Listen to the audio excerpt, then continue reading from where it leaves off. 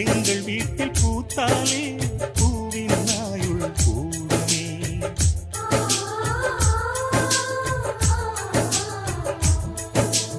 இரண்டு கண்கள் என்றாலும் பார்வை என்றும் ஒன்றுதான்.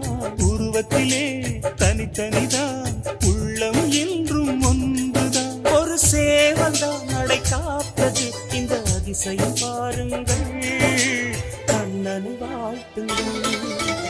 எங்கள் வீட்டில் எல்லா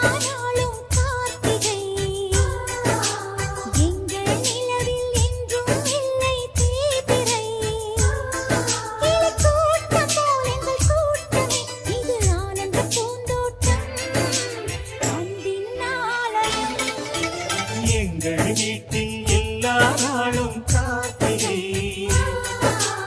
எங்கள் நிலவில் என்றும்